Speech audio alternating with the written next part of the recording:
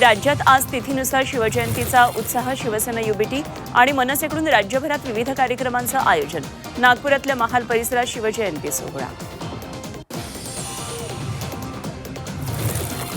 छत्रपती शिवाजी महाराजांचा शिवजन्मोत्सव सोहळा तिथीप्रमाणे नागपूरमध्ये साजरा.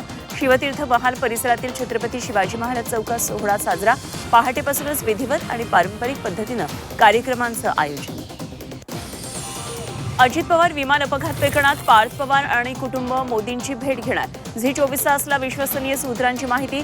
अजितदादांचा घातपात झाला असल्याची कुटुंबाची शक्यता. तसंच VSR कंपनीची विमानसेवा बंद व्हावी अजित पवारांच्या कुटुंबाची इच्छा.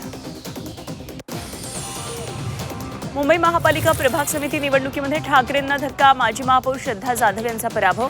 मनसे शिवसेना युबीटीची रणनीती अयशस्वी.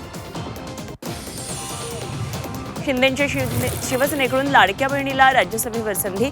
ज्योती वाघमारेंना संधी दिल्यानं अनेक नाराज. कीर्तिकर अडसूळ शेवाळ्यांच्या मनधरणीचे शिंदेंसमोर आव्हान.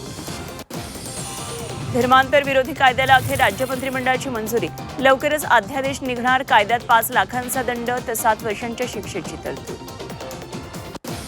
लेबनॉनवर इस्रायलकडून बॉम्ब हल्ले. लेबनॉनमध्ये दिसले धुराचे लोट. लेबनॉनमध्ये 102 जणांचा मृत्यू. लेबनॉनमधून नागरिकांचं पलायन. इराणकडून मध्य इस्रायलवर क्लस्टर बॉम्बनं हल्ले. क्लस्टर बॉम्बनं सुसज्ज क्षेपणास्त्रांनी हल्ले. तेल अवीवमध्ये इराणकडून भीषण हल्ले. हल्ल्यानंतर तेल अवीवमध्ये मोठं नुकसान. इस्रायलवर इराणकडून बॉम्ब हल्ले सुरूच. युद्धाचा केळी निर्यातीला मोठा फटका. केळी उत्पादकांना 700 कोटींचा फटका बसणार. केळीचे 1500 ते 1750 कंटेनर अडकले. हजारो कोटींचं नुकसान. व्यापारी चिंतेत. युद्धाचा भडका आणि भारताला झळा. होर्मुझची सामुद्रधुनी बंद. मालवाहतुकीचे मार्ग विस्कळीत. खनिज तेलासह गॅस पुरवठा ठप्प. बासमती तांदूळ, खतं, हिरे उद्योगाला सुद्धा फटका. गोवंडीत लिंबोणी बागमध्ये राहत्या घरावर बुलडोझर. 60 वर्षांपासून राहणारे नागरिक रस्त्यावर. घरं तोडताना पाहून महिलांचा आक्रोश.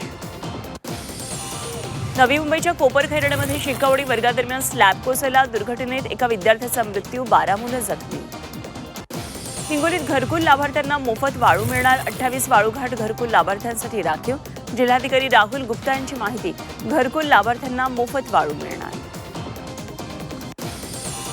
रत्नागिरीत तापमानाचा पारा वाढला. जिल्ह्यात पाणी टंचाईची समस्या. 343 गावांना पाणी टंचाईची झळ बसण्याची शक्यता. कडक उन्हामुळे तलाव, विहिरींनी गाठल्यात तळ.